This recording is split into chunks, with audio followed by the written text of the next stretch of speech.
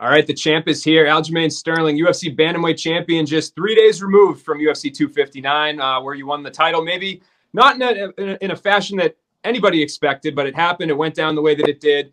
First off, let me ask you, man, how are you feeling physically just 3 days removed from the fight in the knee? My body feels good. The only thing not feeling the greatest right now is my head, obviously, for obvious reasons. But felt like I got into a fist fight, which I did, and I felt like I got my head blasted, which it did. Um, Other than that, I mean, it was definitely a lot worse on Saturday. Things are a lot better today, and that's all I could be happy for. Things are getting better, so um, just need a little bit more time. And I know you said on your podcast that the CAT scan came back good and everything, which is great to hear. Are you under some sort of concussion protocol? Is that, I know with concussions, they can't like do a test and say, hey, you definitively have or don't have one, but they can kind of give you the groundwork and say, hey, we need to treat you like you have a concussion. So is that what's kind of going on right now? Yeah, they are treating it as such. We did like a baseline test yesterday, and then we did a follow up test today. Um, they haven't told me anything afterwards though, so I think things are okay. But they got to take the precautions, and I got to do moderate activity, which is really just walking. I did walking on the underwater treadmill at the PI yesterday, and then today I rode the bike for 20 minutes and just monitoring to make sure I'm okay before getting the clearance to actually train. So I'm on I think a 45-day suspension, which probably the right thing to do to give my brain some time to heal up. And I did eat some hard shots, even though I was saying that Pedro hits harder. I did still eat some hard shots, and the knee was the icing on the cake. Yeah. Well, I'm happy that you're moving in the right direction. Let's talk about the mental side of things, because obviously it's been a whirlwind. The last few days, I'm sure, have been probably the wildest of your career. So the you addressed this quite a bit on your podcast, but the messages you've received, a lot of people talking smack and people that weren't in there. Has that been tough for you to deal with? I mean, you seem so confident in your answers in these interviews, but has it worn on you emotionally at all? Emotionally, not so much, because they weren't fans of mine to begin with. If anything wore on me, it's the fact that I got to wait so long again to fight. I think that's the main emotional drag, because I can't do anything. I'm literally bounded to just wait and wait for clearance, wait to make sure my head is not being rattled all over the place when I'm walking and stuff. And I'm not saying that has happened. um, I do have some memory that was lost from Saturday night after the knee, and I'm just doing what I can to maintain and keep myself from being super bored, because this is what I do. I train full time. Normally after a fight, I'm back at the gym watching, or I'm in the gym helping and coaching, or I'm training. So even if it's lightly training, on a bike or something, just hanging out, and I can't even do that right now. So I'm kind of just home, subjected to the terror of my own thoughts, and just watching and reading social media and watching the Russian bots just attack my family, my friends, my teammates. And it's funny to me, because you would think that we were the one who committed the foul, but yeah, we're the ones that are being attacked like we did something wrong. Yeah, that's crazy, man. We talked to your coaches yesterday, and they were saying they were getting all sorts of messages like that. So, regardless, I think it's unfortunate. Ray Longo was all fired up. I don't know if you saw his interview with us, but he was saying, he didn't understand it. Yeah, it makes no sense. You would think that they would have been mad at that guy for being quote unquote, a dummy. He's the one who. How do you become a world champion and not know the rules? How do you become a world champion and not know when an opponent is down? You mean to tell me your eyes don't work? You mean to tell me you can't take a step back? You're so compromised about me. You're so afraid of me taking you down that he stuffed all my takedowns for the most part, and that was a tired Aljamain Sterling in there, and he stuffed all my takedowns. What are you afraid of? You can't take one step back to assess with one hand on my head, to assess if I'm still down or not. It doesn't take long, and it doesn't take a rocket scientist to keep one hand on the head to step back, frame, and look to see if you have the clearance to go.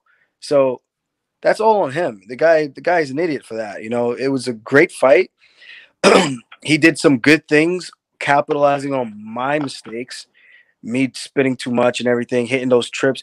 I made him look like the best wrestler in the world because of all the stupid spinning I was doing in slow motion and standing there in front of him. So um, it is what it is, man. It's unfortunate that that his fans are that way, but I do appreciate that they love their athletes that much. That is something that I kind of marvel at, because I always wonder like why the American country never gets behind like their athletes like that.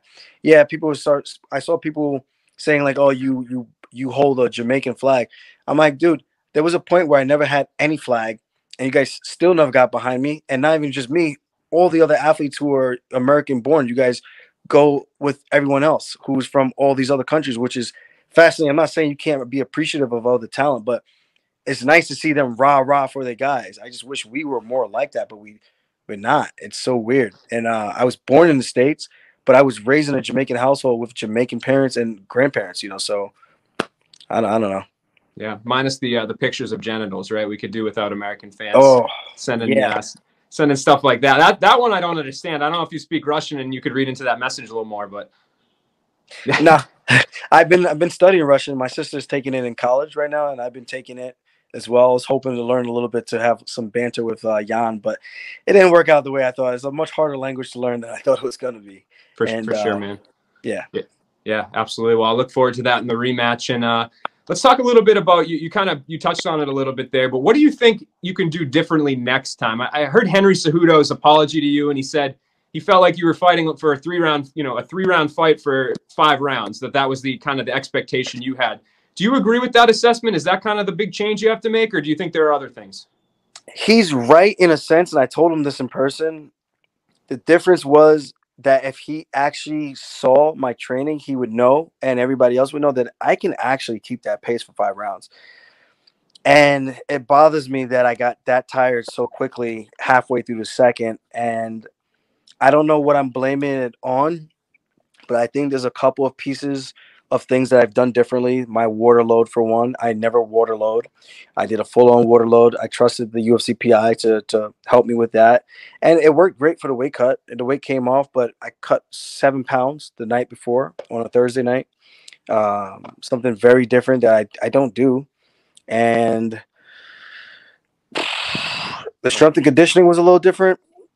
I don't think it was that, though, because I still had a great output in my sparring sessions with strike counts and my wrestling takedown and expenditure for getting submissions, getting takedowns, and even against the guys who are tough to take down, who are like jiu-jitsu black belts, guys from Dagestan that wrestle in Dagestan and have good wrestling base, being able to still get them down, or them taking me down and me being able to get back up, so I had great training. I just think one of the other thing I always do also is I eat once during fight day, and I've been doing this for years.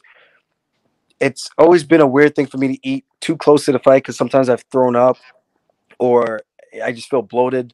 I don't feel like it digests right. I feel like it makes me go right to the bathroom because of all the nerves. I get this every time where I'm competing wrestling, jiu-jitsu, or MMA. And for this fight, it was a little different because I fought so much later in the day. I think because my last meal was at 10:30 a.m.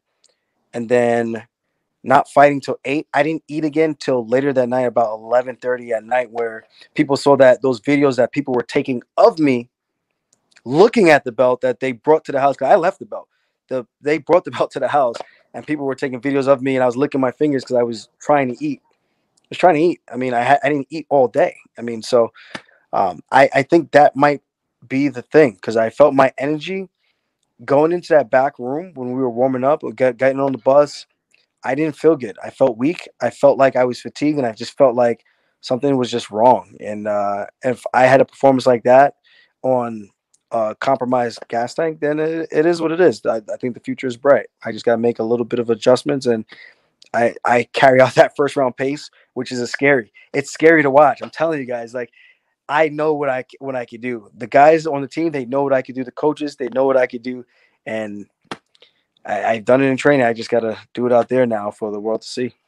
Yeah. And you talk about the changes you would make in the cage. And again, criticism is criticism. It's easy for people on the outside to see a snippet on social media and start picking it apart and analyzing it. Is there anything that you think you should have done differently from the time that the knee landed till now? Or are you pretty confident in the way things have played out in the aftermath and you know, some of the other stuff that you're being criticized for? No, I didn't post a single picture of me celebrating like I won anything. You know, I won by default, but I don't feel like a champ, you know. So I didn't post anything for that specific reason. Normally after every fight, I post something.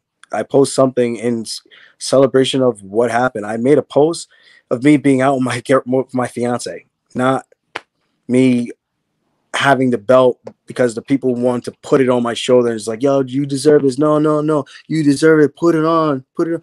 I didn't want that. That they wanted that. They flew all the way here. They paid their money. They came to the house. They all came to support. If they want to do that, okay, I understand it. I can't tell them to put their phones away and not post anything. That's what they want to post. And I didn't drink. I had a sip of the champagne. I gave a toast, and it was pretty much, I'm sorry I let everyone down. I know you guys are still proud of me, and I will validate this belt when we get the rematch. And hopefully the next one, I feel a lot better. I felt off. I'm sorry, and I know you guys know my trainings are way more intense than that fight, and we'll get the next one. And just thank you guys for all coming out. I took a sip. I didn't drink for the rest of the night. A couple hours later, I threw up. So that's my celebration for everyone who says I'm out there rah rah. And so, and especially for freaking Ariel Helwani spewing nonsense. Like, Ariel, you didn't see me post anything, so shut up, please. Just shut up. You don't know what you're talking about. Yeah, man, and I got to ask you too, because I think a lot of what's going on right now is kind of based around something that's being overlooked, right? So when you got that knee in the cage, it almost came down to you being the one that makes the decision, right? Everything was on you. It was on your shoulders. Do you think that fighters should be put in that position, or do you think that the referee should be the one to kind of make that call, that it shouldn't be your call for the fight to continue or not? I think it should be on the ref. I mean, what else is what's the ref's job in there to do? I mean, if you're gonna leave it on fighters, the fighters are gonna fight till they're dead. You know, the real fighters are gonna fight till they're dead in there. You know, so you know, as the ref always tells us, it's my job to protect you guys. You know, it's my job to protect you guys. So if that's the case, then they got to make the call. You know, and I know John McCarthy had his 2 cents. I honestly, the more I even talk about McCarthy, it just pisses me off. You know, it wasn't bothering me before, but the more I talk about it, it just irritates me more and more because he just acts like he's never wrong. And I'm like, dude, you've said a lot of dumb things. You've made bad calls before, and you never own it. And you always try to act like what you did was right and God sent. Like, dude, you're a human just like everybody else. You can make a mistake. Like, it happens, John. Relax. Relax. Your shit stinks too. It's okay. It's a normal thing, you know? And my only issue is, like, with him is when do you ever enforce the disqualification? What's the point of having disqualifications if you never use it? What are the grounds for disqualification? Do I need you mean, obviously you can't have an accidental murder and then get this, you know, so like, what do I need to do for you to be like, you know what, I'm going to disqualify this guy? Do I need to bite the opponent intentionally? I mean, did y'all need to bite my ear off for him to be disqualified? And then would it be better him throwing an intentional knee, asking his corner? I don't remember even hearing him ask his corner, but him asking his corner and then launching the knee, intentionally throwing the knee. That's what an intentional foul is, right? So in other sports, they have penalties, and there are points deducted, points added, or yardage taken away, X, Y, and Z. But the points are the penalties are enforced. So if you commit the foul, when do you ever enforce the rules? Like eye pokes, groin strikes. These guys, I don't get it. It's like if we're never going to be penalized for anything, let's just do whatever we want. Why are we pretending there's rules? Like, is this just for show? Like, I don't get it. I don't know. Yeah, I think that's an important conversation that needs to be had. And I only have 2 more questions for you. I appreciate your time. After the fight, you tweeted some stuff at Cejudo, kind of some banter. Was that just kind of trying to take a jab at Peter a little bit, give him a little bit of his own medicine of when he was champ and you were kind of #1 contender, that he was doing something similar? Or do you think that that's a fight that could actually happen next? Oh yeah, 100%. Just jabbing back at Peter, especially for him talking about I deserve an Oscar. Uh, I'm like, dude, you threw an illegal knee, and now you're sitting here with the balls to talk about I deserve an Oscar, my guy. Like, all right, you know what? You wanna play with me like that? I'll play with you too. And honestly, if they gave Sayudo the fight over him, I wouldn't be mad. You did something illegal. Technically, you cheated, so you should be punished. I mean, do I want the rematch? Yes, I do. But honestly, I don't. I really don't care. It's not like this doesn't make or break me. If people want to be mad about it, the fight's going to happen eventually at some point because I want the fight. But I don't feel like I owe the guy anything. Other than an ass whooping. I deserve. He deserves to be. I know I need him in the head, and I guess he needs to get me back, right? So that was his way of getting me back for me throwing the flying knee in his head a couple times. So yeah, I was just trolling. Because like I said, the fight I wanted was the rematch, and I would like the Cejudo fight afterwards if that's a possibility. Yeah, and so obviously that is what you want next. I'm sure we can't put a timetable on it. You got some healing up to do, but let's end with this. You just mentioned it. You don't feel like the champion, but at the same time, you are the champion. You have the belt. So how do you proceed mentally? I mean, is this just a motivating factor that this next fight will be vindication? In your eyes, since Peter was disqualified, is there some legitimacy to you having the title now? Like, kind of how do you balance that as you go forth towards this rematch? I mean, ironically, I do believe Sandhagen and I should have been the ones fighting for that vacant title anyway to begin with. So, ironically, like there's that. But in terms of my mind and the way things went, no, I don't feel like the champ. So that's the motivation right there, to show the world that, yeah, I can keep that pace for 25 minutes. And I'm telling you, the next one is going to be the same way. I'm going to come out of the gate strong because I believe in my cardio. I know what I could do in the room, and I'm going to do it. Whatever happened, sometimes you have an off night, and that was one of those weird nights. But I think people saw that even as tired as I was and how labored my strikes started to look, I was still pushing forward. I was the one pushing Jan backwards, even with him landing the cleaner strikes. You could say he was being more effective with his energy. I don't give a shit. I was the one pushing the action. You would have thought it was the roles were like reversed. Like I was the one clamming up and not doing anything and getting my ass kicked, but I was getting my ass kicked in those later rounds and still the one pushing the action and trying to outpoint him. I was still landing more strikes than him. He was landing the harder strikes. Okay, that's fair.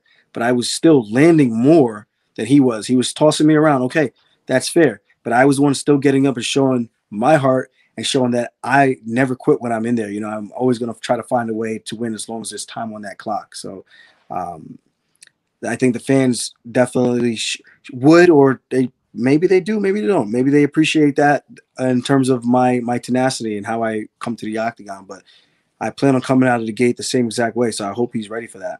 He better be ready for that. Well, I appreciate the time, Aljo, and hang in there. Hope you heal up, and I'm looking forward to the rematch regardless of the circumstance of the first fight, man. I think a lot of unnecessary disrespect your way. So good luck with everything.